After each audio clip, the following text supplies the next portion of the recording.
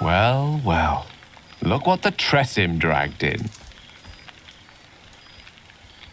Professor Gale Decarius of Blackstaff Academy, educator of the esteemed School of Illusion. A pleasure to remake your acquaintance.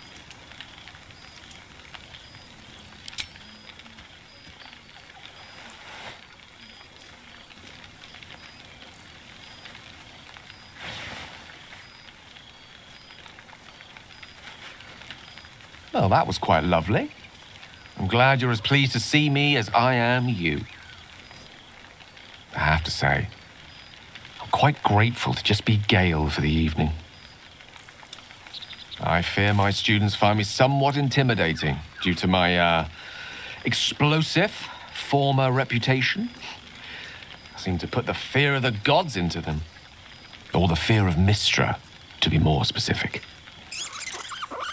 I surrendered the crown of Carsus to her, as I told you I would. And in return, she cured me of the orb at last. Even now, I struggle to put the feelings into words. It was like exhaling for the first time after holding my breath for so very long. Of course, I haven't clarified with my students that the orb is no longer a threat. The legend of my explosive capabilities is an excellent means of controlling a classroom. Too good, if anything.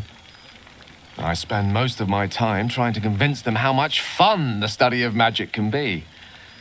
But it'd be easier to crack a smile on an intellect devourer than some of my pupils.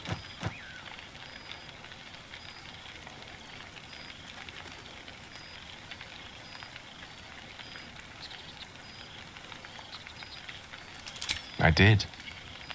But meeting you, traveling the strangest of roads together, I learned to see myself differently.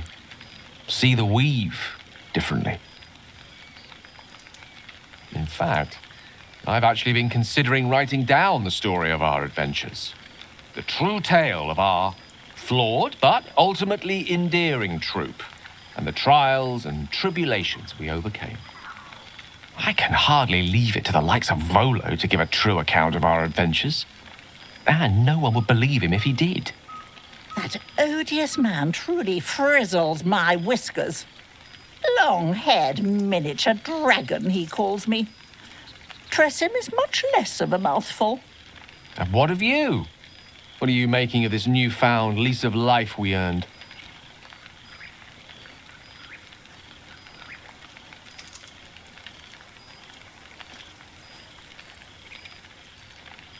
Really? Well, I'm glad you found a new profession, though. Best not to mention any previous neck-snapping inclinations. I imagine.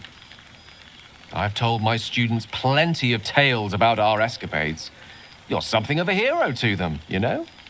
I'd be delighted to introduce you to my current cohort as a guest lecturer, perhaps. I'm sure they'd have plenty of questions for you.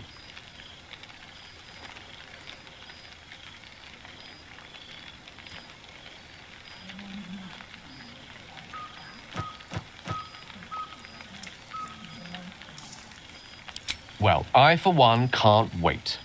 And I say with some confidence, neither can they. Of course, you'll be most welcome to stay with me in my tower. My apologies, Tara.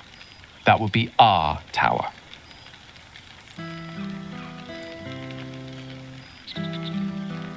It will give us plenty of time to catch up on your adventures. I'm very curious to know what you've been up to these past months. But I suspect the telling of that tale would keep you tied to me all evening. So, in the spirit of selflessness, I encourage you to mix and mingle for now, with time enough to come.